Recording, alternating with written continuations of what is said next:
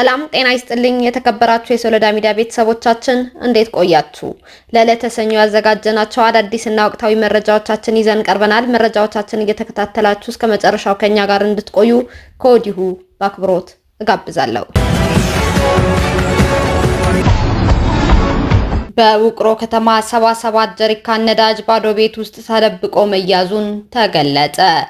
በትግራይ ክልል ውቅሮ ከተማ ትናንትና ሰኔ 1 ቀን 2017 ዓ.ም 77 ጀሪካን ነዳጅ ባዶ ቤት ውስጥ ተደብቆ መያዙን የከተማው ፖሊስ አስታውቋል። ከግንቦት 27 2017 ዓ.ም ጀምሮ በመላው ትግራይ ነዳጅ እንደታጣ መግለጻችን የሚታወስ ሲሆን ትግራይ ውስጥ ከሻዕቢያ ጽምዶ ከተመሰረተ በኋላ የነዳጅ የሸቀጦች ጉዳይ በጣም አሳሳቢ ደረጃ ላይ በመድረስ የህዝቡ ሁኔታ ከከፋ ወደ ከፋ ደረጃ እየደረሰ እንደሚገኝና ነዳጅ ከትግራይ በጀሪካን ተጭኖ ወደ ኤርትራ እየተሸጠ እንደሆነም ተጠቅሷል። ጀነራል ታደሰ ወረደ ህወሓት የጠራው ስብሰባ ረግጠው መውጣታቸው ተገለጸ። የትግራይ ክልል ጊዜያዊ አስተዳደር ፕሬዝዳንት ሌተናል ጀነራል ታደሰ ወረደ በምርጫ ቦርድ እውቅናው የተነጠቀው ህወሓት የቀድሞ መሪዎች ደብረጽዮን ገብረ ሚካኤል፣ ፈትለወርቅ ገብረ እግዚአብሔር፣ አማኑኤል አሰፋ፣ ተክላይና ሊያ ካሳ በሐወልቲ በሚገኘው ጽሕፈት ቤታቸው ለስብሰባ የጠሯቸው ቢሆንም ፕሬዝዳንቱ ስብሰባውን ረግጠው መውጣታቸው ተገልጿል። ትናንትና ሰኔ 1 2017 ዓ.ም ጠዋት በሐወልቲ ሰማዕታት በሚገኘው የፓርቲው ጽሕፈት ቤት ፕሬዝዳንቱን ጠርተው እርሶን ማነጋገር እንፈልጋለን ብለዋቸው እንደነበር የተገለጸ ሲሆን የንግግራቸው ይዘትም ሁሉም አካላት ተመሳሳይ እንደነበረም ተጠቅሷል።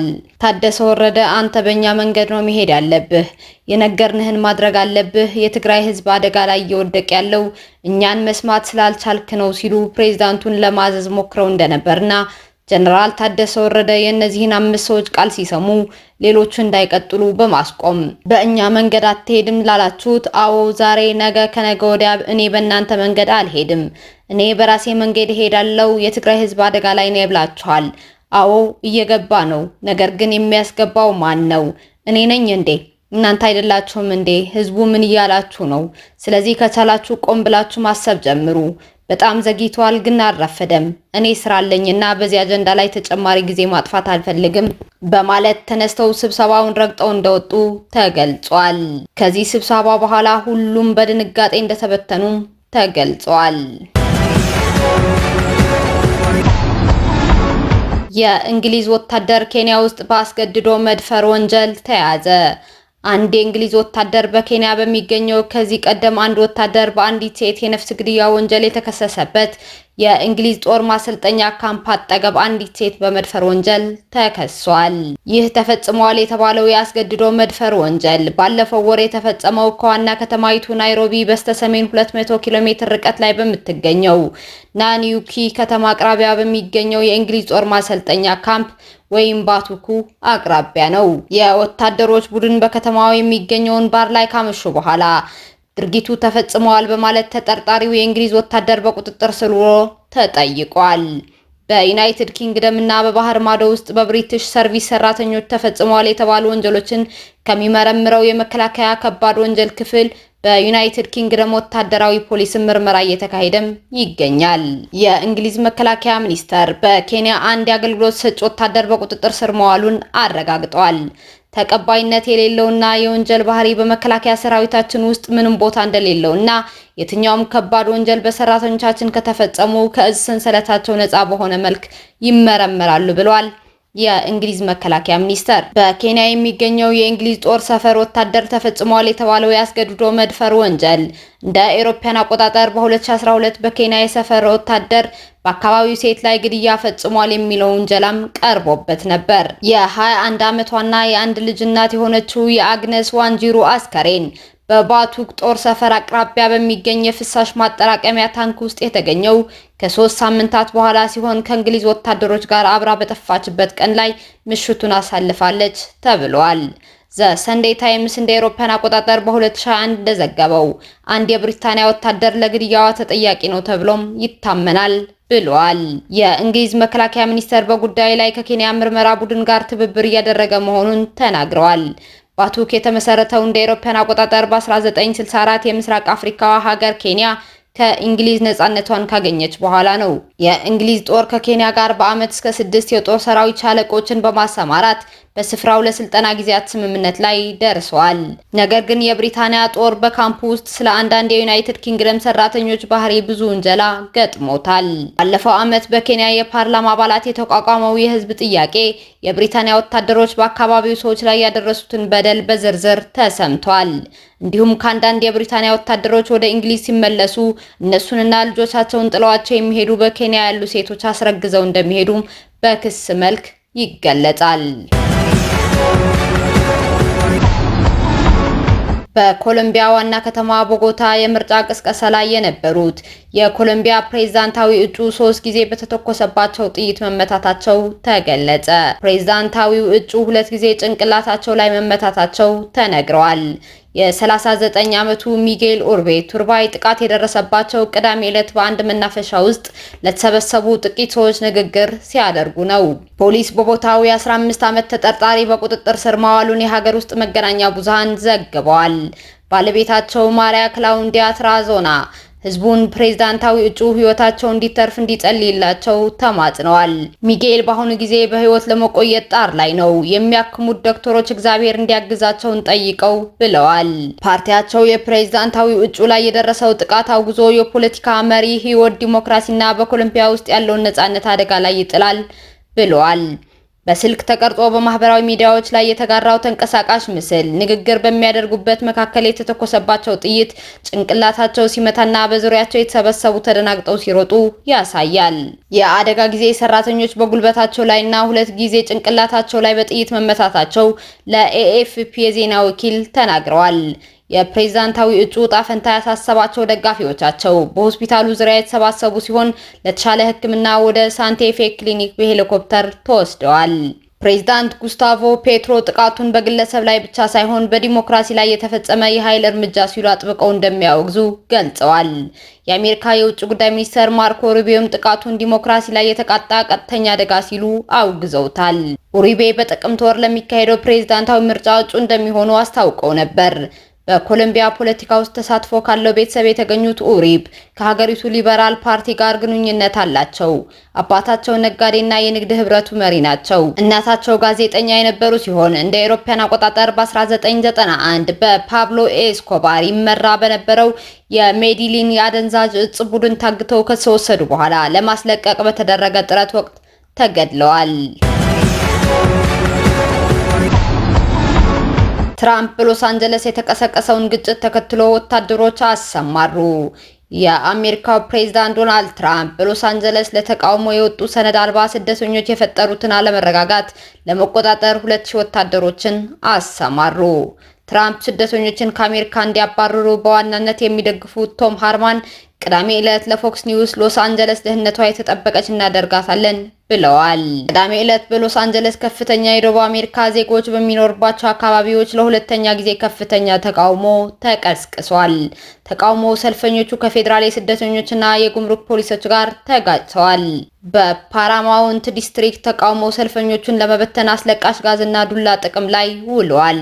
በዚህ ሳምንት ብቻ ሰነድ አልባ ስደተኞችን ከግዛቲቱ ለማስወጣት በተወሰደ እርምጃ 118 ሰዎች በቁጥጥር ስር ውለዋል። የካሊፎርኒያ ግዛት አስተዳዳሪ ጋቪን ኒውሶም የፖሊስን እርምጃ ጨካኝ ሲሉ አውግዘውታል። ኒውሶም ቅዳሜ ዕለት ትራምፕን በስልክ ለ40 ደቂቃ ያህል ማነጋገራቸውን የገዢው ቃል አቀባይ በአሜሪካ የቢቢሲ ሚዲያ አጋር ለሆነው ለሲቢኤስ ኒውስ ተናግረዋል። ሁለቱ ባለስልጣናት በምን ጉዳይ ላይ እንደተወያዩ ይፋ አልሆነም። በአሁኑ ወቅት ፓራማውንት በጣም የተረጋጋ ቢሆንም ነገር ግን በተቃዋሚዎችና በሕግ አስከባሪዎች መካከል ግጭቶች ቀጥለዋል።